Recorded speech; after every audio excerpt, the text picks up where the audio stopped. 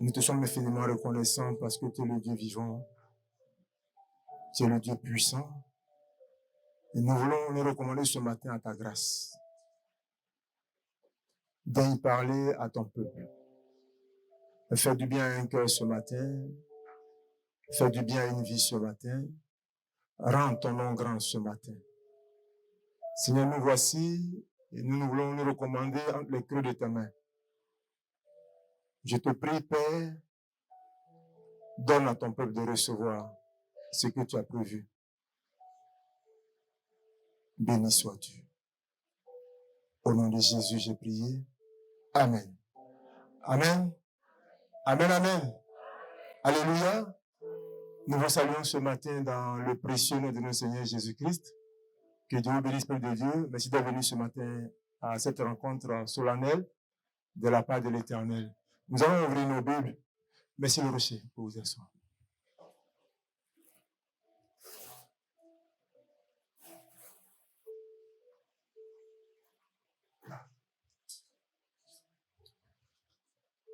La semaine dernière, j'avais commencé un enseignement. Je vais continuer là-dedans. Je disais la semaine dernière que nous parlerons de la déloyauté, de la loyauté aussi par moment, parce que c'est une réalité dans le corps de Christ qui parfois crée beaucoup de difficultés. Et si on ne prend pas le temps de comprendre ces réalités, ça peut entraîner beaucoup de problèmes et ça peut nuire à beaucoup de vies spirituellement. Et c'est pourquoi je voudrais me faire fort d'en parler pendant une période et puis alterner avec les hommes de Dieu qui sont ici avec moi de temps en temps. Ils viendront pour qu'on puisse un peu échanger les choses. Mais donc ce matin, je voudrais continuer dans le même sens de ce que j'ai dit dimanche passé. Je parlant des étapes de la déloyauté. Il y a plusieurs étapes. Et dimanche passé, j'avais touché un aspect parlant de l'esprit indépendant. Je vais encore continuer dans ce sens-là. Parlant de l'esprit indépendant. On avait dit que c'était quoi avoir un esprit indépendant? On a dit que être indépendant, c'est avoir sa propre liberté. Quand on dit d'un pays qu'il est indépendant, ça veut dire qu'il se détache d'un joug de celui-ci qu'il était établi. Et quand on lui reconnaît son indépendance, alors il définit, n'est-ce pas, ses lois, il définit ses limites, il définit sa manière de vivre. On appelle ça la constitution. Il se trouve donc que quand une personne est dans ce pays ou qu'il est natif de ce pays, la seule chose qu'il a le droit de faire, c'est d'obéir à la loi de ce pays. Parce que s'il est du pays et qu'il n'obéit pas au pays qui est indépendant, en lui, il devient un rebelle. Il devient un contestataire et donc il devient quelqu'un qui devient indépendant dans une indépendance. J'avais dit par exemple que si vous êtes dans une famille, le père naturellement va vous donner un programme de vie dans la famille. Naturellement, il dira, je ne veux pas qu'on rentre ici à partir de 22 heures. Ou bien, je ne veux peut-être pas qu'on joue tel type de musique.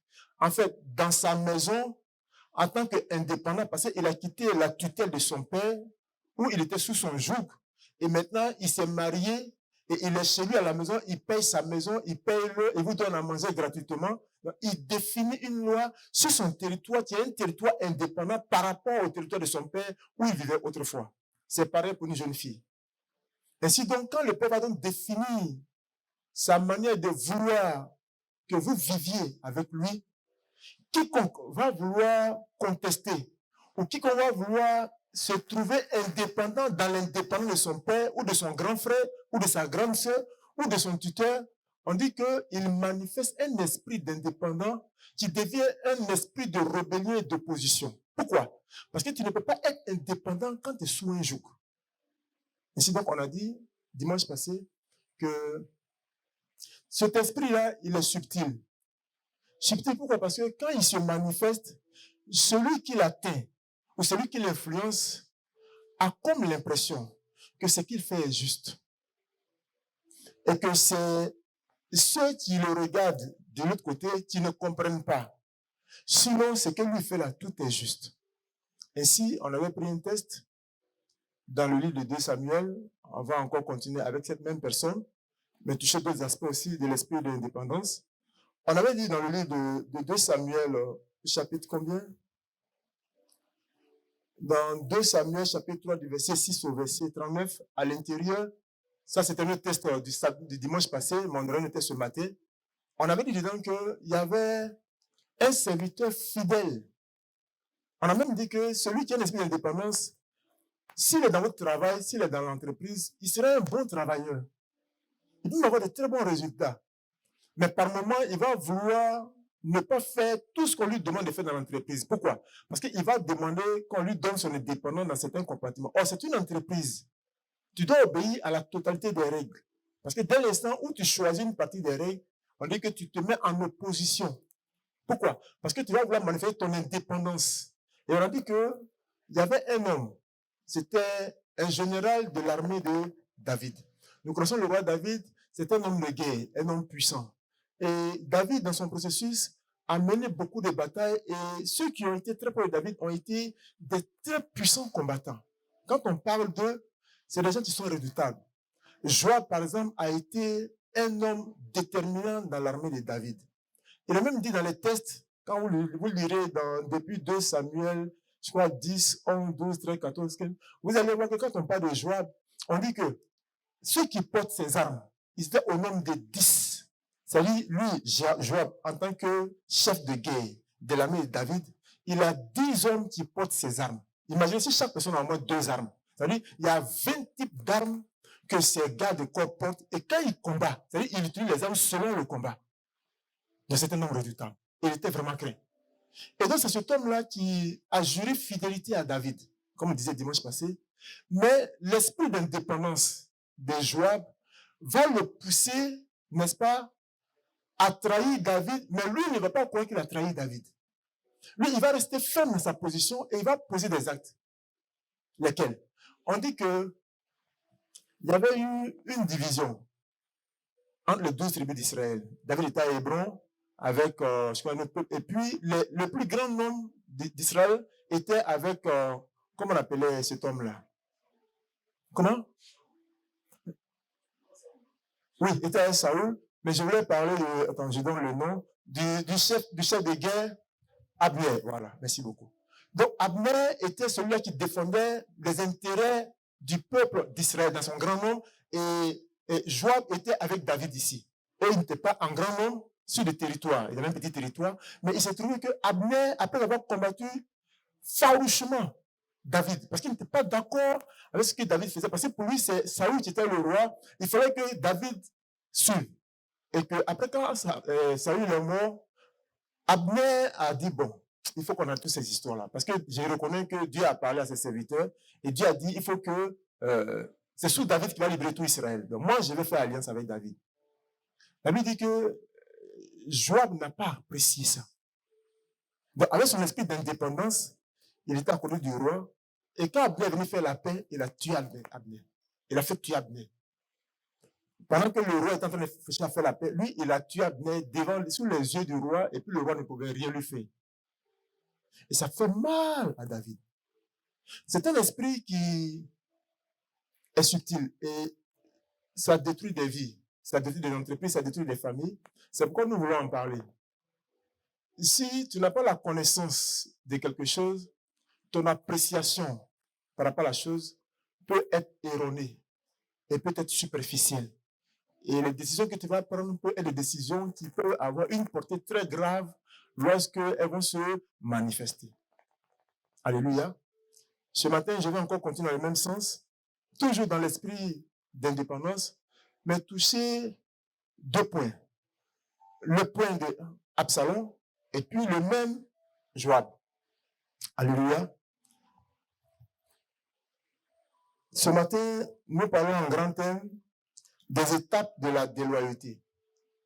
La déloyauté Pour qu'on y arrive, il y a des étapes qu'on suit. On ne devient pas déloyal un matin. C'est-à-dire, on ne se réveille pas matin bonheur et puis on devient déloyal. Non. C'est-à-dire, on traverse des processus et c'est la somme de ces processus qui finit par nous faire ressortir sur cet aspect de la déloyauté. Amen. Il y en a plusieurs. J'aurai le temps d'en parler au fur et à mesure qu'on va avancer. Mais ce matin, je voulais encore insister sur cette étape qui est vraiment cruciale. Et si nous la comprenons, on pourra facilement reconnaître et puis se repentir. Parce que la Bible dit quoi? Pour que Dieu te pardonne, il faut que tu prennes conscience de ton péché, il faut que tu te répandes d'abord. Bon, tant que tu ne reconnais pas que tu as péché, pourquoi tu vas te repentir? Et donc ça pose un problème. Et ce système, dès qu'il est bloqué, le spirituel s'arrête là. C'est-à-dire que tout ce que tu vas avancer, Dieu s'en fout de ça. Pourquoi? Parce que la loi spirituelle est établie. C'est celui qui se répand. D'abord, celui qui reconnaît son péché et qui se répand. C'est celui-là que Dieu fait grâce. Amen. Ce matin, nous allons prendre notre texte dans 2 Samuel 18.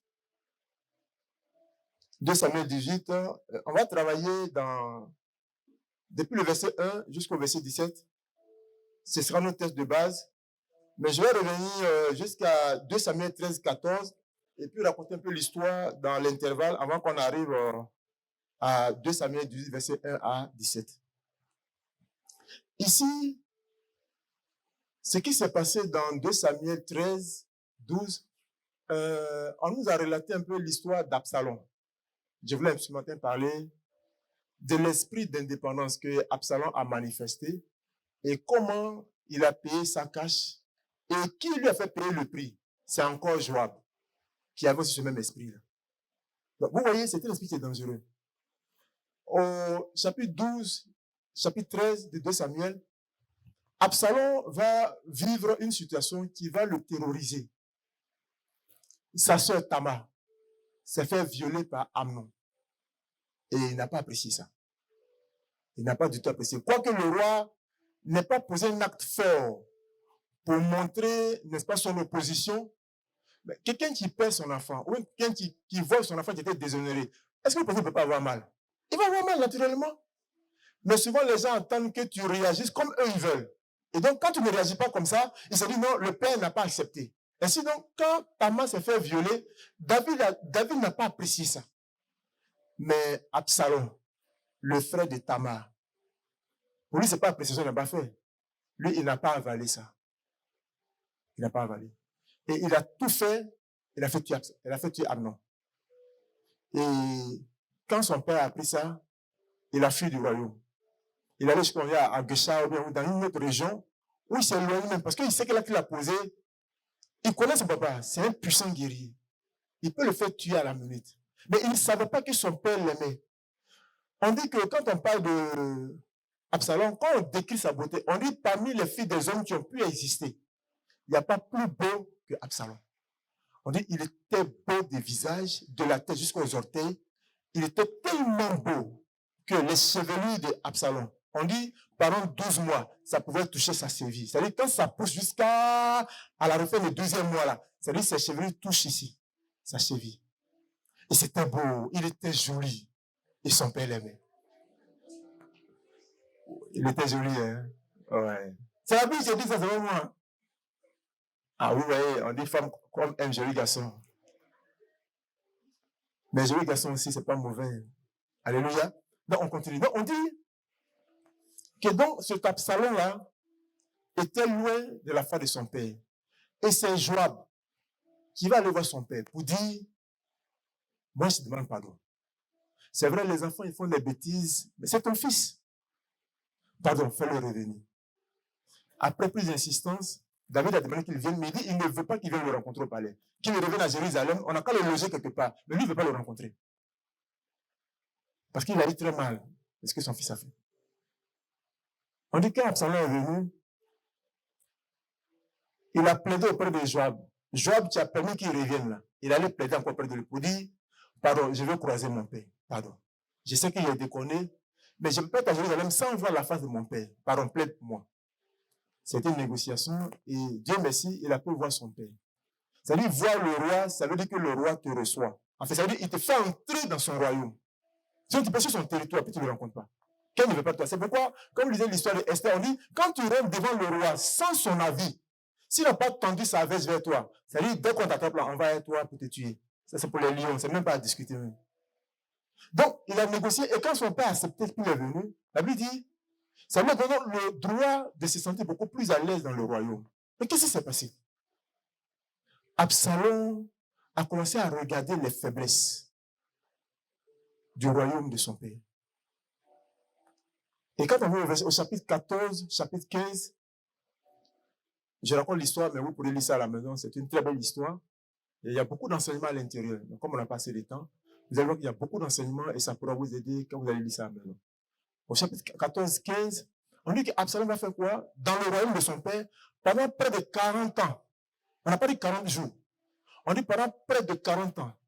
C'est-à-dire, Absalom se lève le matin et il se met dans une voie où, avant dans le royaume, quand tu as un litige avec quelqu'un, on peut voir le roi. Et puis on explique au roi, et puis c'est le roi qui jugeait.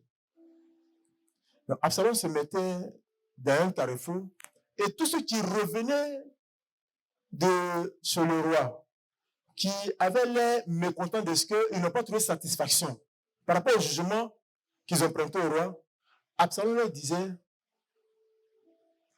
moi, si vous me choisissez, je ferai tout pour que vous soyez heureux dans mon jugement.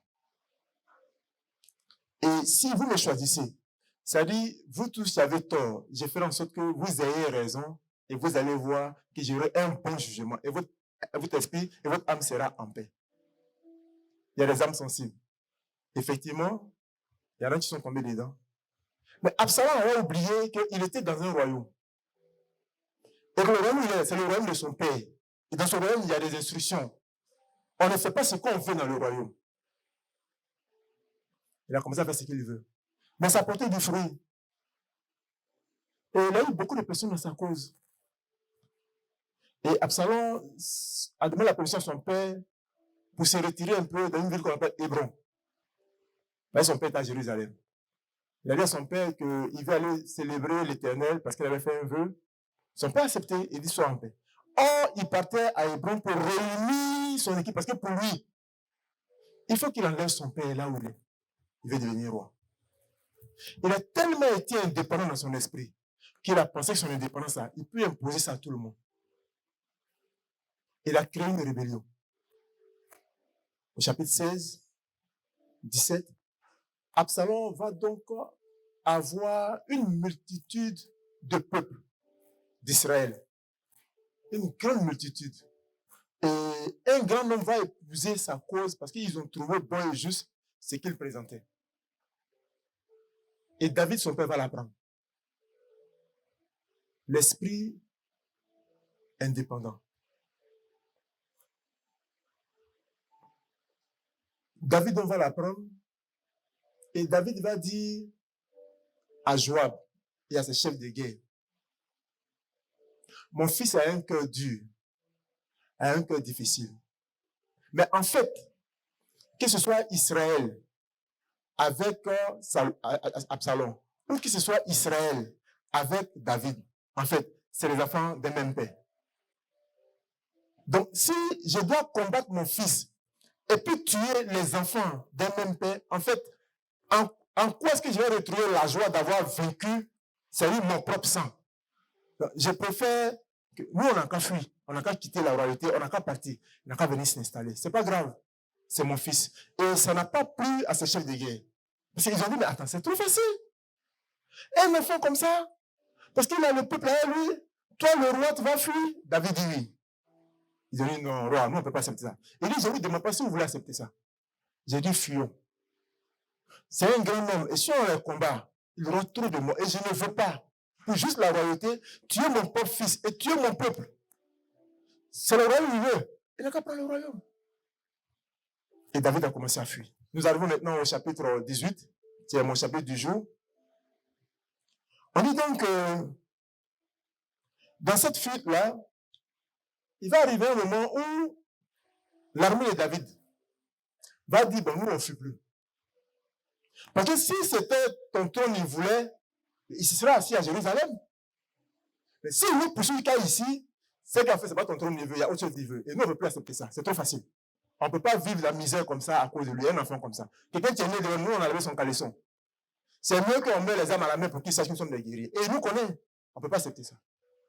Et ils ont dit au Père, nous, on ne bouge plus, on va le combattre. Chapitre 18. Et là, quelque chose d'extraordinaire va se passer. David va dire à son peuple et à ses guerriers, c'est ça souvent les pères. Souvent, pour comprendre les pères, c'est difficile. Parce que les pères ont une portée de vision très, très, très loin. Et quand tu ne comprends pas bien la portée de vision du père, ça pose problème. Si tu regardes juste aux réalités qui sont devant toi, tu vas créer des problèmes dans ta marche. David dit à Joab et à ses généraux, il dit, quand vous allez aller combattre, je vous demande pardon. Préservez la vie de mon enfant et ramenez-le moi vivant. Ça veut dire quelqu'un qui a fait des dégâts graves. Et il ne s'est pas arrêté là. On dit quand il est arrivé à Jérusalem, les femmes de son papa, son conseiller militaire lui a dit, pour montrer que tu es un garçon, pour que tout Israël soit en horreur, ou bien soit en tremblement devant ton nom, il faut coucher avec les mamans que ton papa a laissées. Et aux yeux de tout le monde, comme ça on va savoir que tu es un garçon redoutable et tu ne peux pas t'amuser. Si tu couches à la maman, à la femme de ton papa, tu vas te résister. Ce n'est pas tes cousines. Et ça crée une peur terrible. Parce qu'on a compris que tu es animé d'un mauvais esprit. Même quand on est fou, il y a des limites dans la folie. Même le fou qui est Dieu, il a des limites. Il sait ses limites. Il s'arrête là où il y a les ordures. Moi, il se met dans les petits coins où il peut s'enterrer. Il ne va pas dans n'importe quel coin. Lui-même, il a ses limites. Absalom n'a pas eu de limites. Pourquoi? Parce que les conseils d'Absalom l'ont amené dans la folie. Donc, il ne veut plus maintenant le trône, il veut maintenant tuer son papa. C'était clair et déterminé. Il veut tuer David. Et voici ce David qui est en train de fuir, que tout le monde humilie sur la route. Dans sa honte, on dit il marchait nu-pied et il a mis un sac sur sa tête en train de pleurer parce que c'est son fils qui est en train de le combattre. Or, on dit la faveur d'un père, ce sont ses fils. Si tu es puissant, pour qu'on puisse t'atteindre, on s'attaque à tes fils. Si on a tes fils, tu vas descendre. Sois redoutable, comment? On n'a qu'à toucher à tes fils, on n'a qu'à toucher à ton sang. Tu vas descendre. C'est pourquoi en politique, quand on veut te faire taire, on s'attaque à ta famille. Quand on touche à ta famille, tu vas te calmer. Pourquoi? Parce que même si tu deviens riche, le meilleur endroit où tu peux te réjouir de ta richesse, c'est les membres de ta famille. Mais s'il n'existe plus, ta richesse va servir à quoi?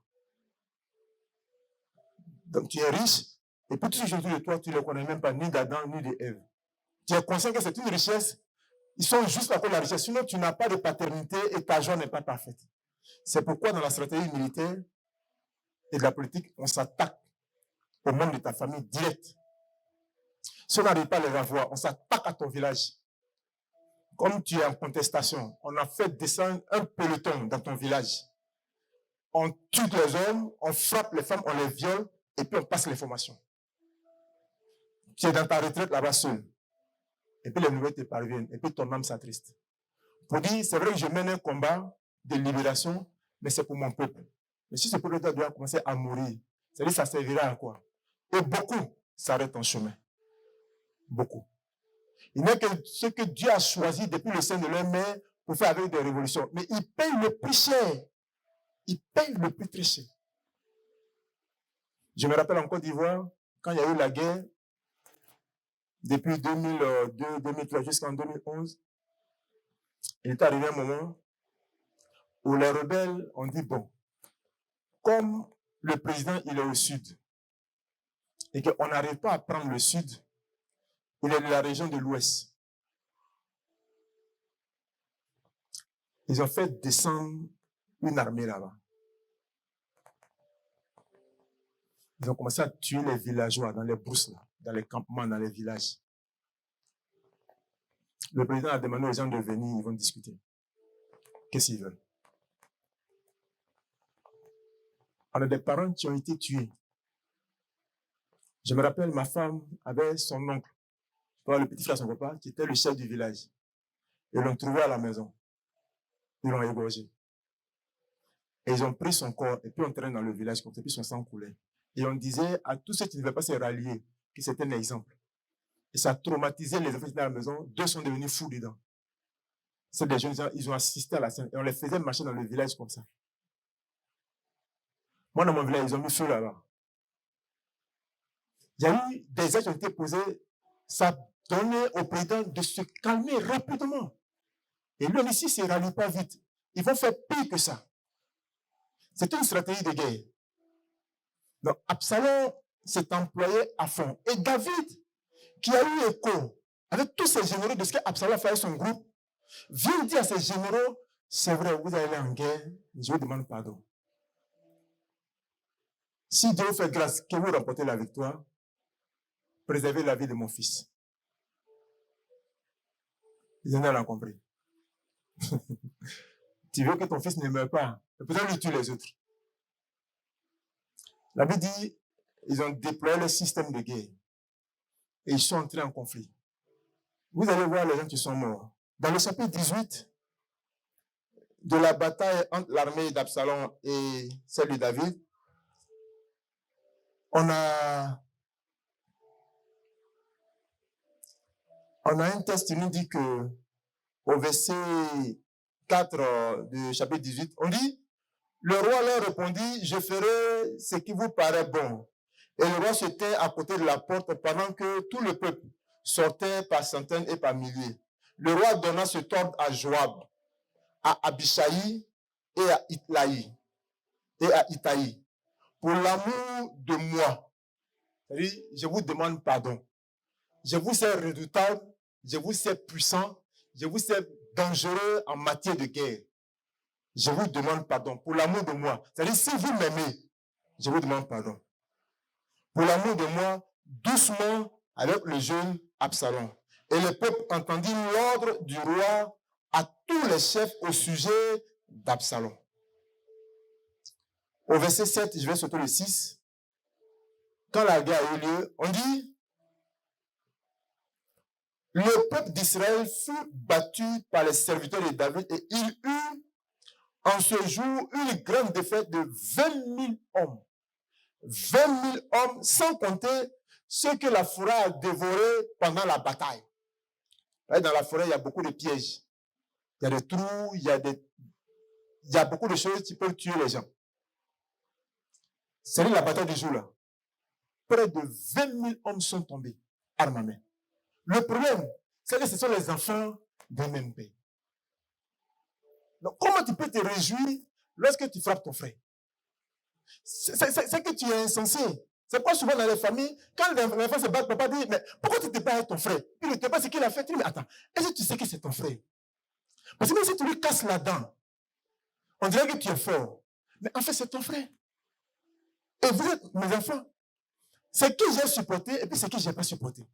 C'est quoi je vous dis non, ne vous battez pas entre vous. Mais quand on n'a pas encore la maturité de ce que c'est que la famille, il y a beaucoup d'incompréhension. Je vais dire à quelqu'un ce matin, si tu as une incompréhension avec tes parents, avec tes frères, ressaisis-toi.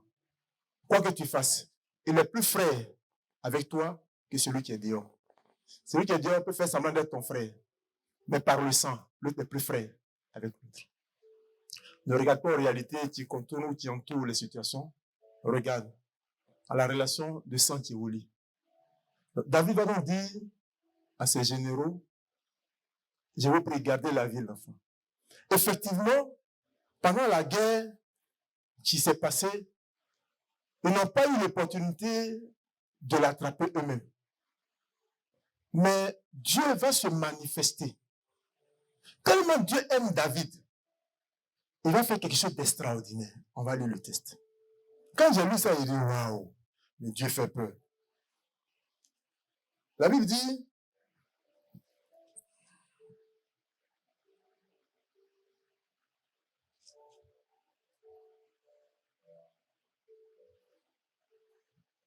à partir du verset 8, on dit, le combat s'étendit sur toute la contrée et la forêt dévora plus de peuple ce jour-là que l'épée n'en dévora. Absalom se trouva en présence des gens de David. Il était monté sur un mulet.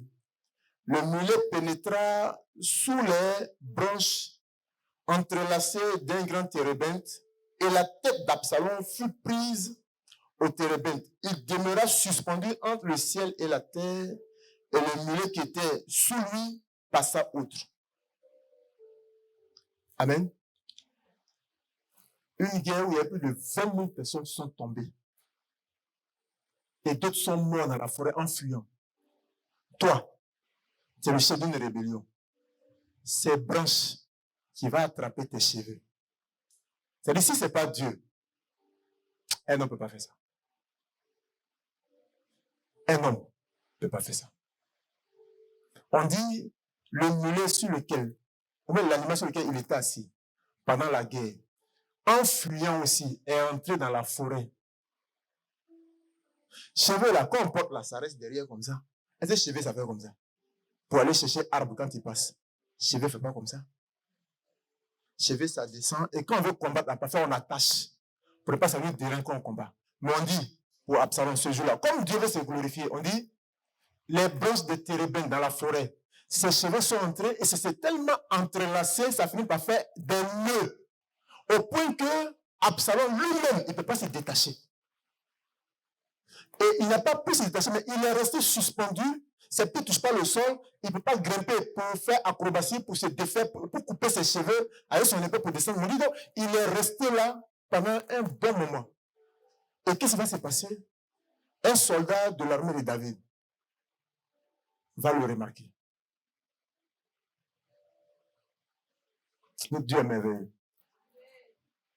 Nous parlons ce matin de l'esprit indépendant. On a dit que lorsqu'on a un esprit indépendant, on est sous une autorisation.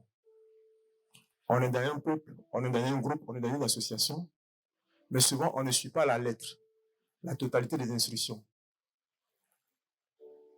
La Bible dit, cet homme-là va venir parler à Joab. On va le lire tout à l'heure. Et Joab va lui demander, tu dis que tu as vu Absalom? Il dit oui. Il dit, c'est pas vrai. Il dit, ah, j'ai dit la vérité. Il dit, mais est-ce que tu l'as tué? Il dit non. Il dit, c'est que c'est pas Absalom qui a vu.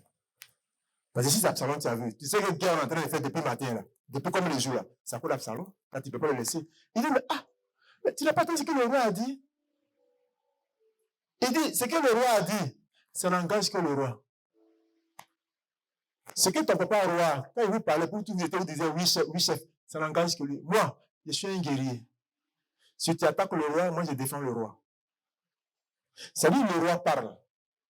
Et son général d'armée manifeste son esprit d'indépendance. Ça veut dire qu'il sait que le roi est son chef. Mais il y a des compartiments de sa vie où il dit que le roi n'a pas de droit. Alléluia. On va le lire ensemble. Nous sommes ce matin dans les étapes de la déloyauté. Et nous disons que pour devenir déloyal, il y a des processus. Au fur et à mesure, nous verrons les différents éléments qui, au gré de leur événement, finissent par constituer dans le cœur des hommes, n'est-ce pas, cette facilité, cette opportunité de choisir son camp et de s'opposer, soit officiellement, soit pas officiellement, mais qui crée dans le cœur de l'homme toujours une disposition qui fait que par moment, il refuse. Ainsi, la Bible dit que au verset 12, on dit, mais cet homme dit à Joab, il dit, attends, je reviens au verset 11, on dit, verset 10, on dit, un homme ayant vu cela vint dire à Joab, voici, j'ai vu Absalom suspendu à un térébinthe. Et Joab dit à l'homme qui lui apporta cette nouvelle, tu l'as vu?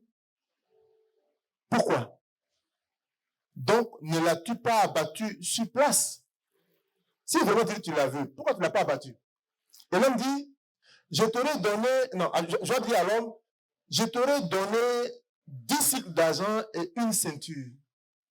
Et l'homme dit, mais cet homme dit à Joab, mais quand je pèserai dans ma main 1000 cycles d'argent, et je ne mettrai pas la main, il dit, je ne mettrai pas la main sur le fils du roi, car nous avons entendu cet ordre que le roi t'a donné, à toi, à Abishai et à Itaï. Prenez garde chacun au jeune Absalom. Donc, cet homme va faire apparaître l'esprit de loyauté par rapport aux consignes que le roi a données. La loyauté, ça va faire entrer dans le cœur de cet homme de ne pas tenir compte de tout ce qui s'est passé dans la vie du peuple, de ce que Absalom a créé. Cet esprit de loyauté va donc demander que l'homme obéisse simplement à la parole du roi. Tout le reste, c'est le détail. Mais comme nous parlons ce matin de l'esprit d'indépendance, ou un esprit indépendant dans une famille, dans une église, dans une entreprise, dans un groupe d'association, Joab va donc décider devant cet ordre du roi. Il va aller voir où on a trouvé Absalom. Et Joab est sous l'autorité du roi David. Et Joab sait que Absalom est le fils de David. Et c'est Joab qui a permis à Absalom de revenir dans le royaume. Et c'est Joab qui a coaché Absalom. Et Joab est un redoutable guerrier qui connaît la vie d'Absalom. Il n'a pas apprécié la situation qu'Absalom a vécue. Il n'a pas apprécié l'humiliation que Absalom a fait donner à son père. Il n'a pas apprécié. Et donc, il a choisi de payer le prix fort, peu importe ce que le père fera. Mais lui, il a décidé ce que lui trouve bon, et pour le roi, et pour le royaume. Sinon, pour ce que le roi a dit, c'est pas bon. Parce qu'ils ont payé un prix fort. Je prie que Dieu nous aide ce matin. La Bible dit que, au verset 12, on dit, mais cet homme dit à Joab, quand je pèserai dans ma main 1000 cycles d'argent, je ne mettrai pas la main sur le fils du roi. Car nous avons entendu cet ordre que le roi t'a donné, à toi, à Abishai et à Itaï. Prenez garde chacun au jeune Absalom. Et si j'eusse attenté perfidement à sa vie, rien n'aurait été caché au roi, et tu aurais été toi-même contre moi. Verset 14. Joab dit, je ne m'arrêterai pas auprès de toi. Et il prit en main 3 javelots et les enfonça dans le cœur d'Absalom, encore plein de vie, au milieu du térébinthe. 10 jeunes gens qui portaient les armes de Joab entouraient Absalom et le frappaient et le firent mourir. Au verset 16, Joab fit sonner de la trompette et le peuple revint, cessant ainsi de poursuivre Israël parce que Joab l'en empêcha. Au verset 17, et il prit Absalom, le jetait dans une grande fosse au milieu de la forêt et mit sur lui un très grand monceau de pierres. Tout Israël s'enfuit, chacun dans sa tente. L'esprit indépendant. C'est-à-dire, non seulement il a tué le fils du roi, mais il n'a pas voulu que le roi fasse ses funérailles. Parce que si on amenait son corps au village, David allait demander qu'on enterre son fils dignement. Il n'a pas apprécié ça. Il a donné instruction à ses gardes de corps de le jeter dans une fosse et de mettre une grosse pierre sur lui. Comme ça, on ne va pas le retrouver. Il a donné instruction à ses gardes de ne rien dire. On dit que quand David a appris la nouvelle après, il était très attristé. Pourquoi? C'est son sang. Je voulais donc ce matin m'arrêter là pour dire que nous devons veiller dans notre marche avec le Seigneur de faire attention. Nous sommes des hommes, nous sommes défaillants, nous sommes des hommes, nous avons des faiblesses, nous sommes des hommes, nous avons des limites. Mais quand la Bible va commencer à parler, que nous puissions savoir nous arrêter pour que nous puissions laisser Dieu agir. C'est parfois difficile. Mais si nous prenons conscience de cette faiblesse, nous pouvons en sortir. Parce que prendre conscience veut dire qu'on va se repentir. Et quand on se repent, Dieu guérit, Dieu délivre, Dieu restaure. Je prie que Dieu nous fasse grâce, qu'il me fasse aussi grâce. devant les situations que je vis ou que je peux vivre ou que vous allez vivre, que quand Dieu parlera, que nous puissions nous arrêter pour laisser l'Éternel manifester sa royauté. Est-ce qu'on peut se tenir debout ce matin?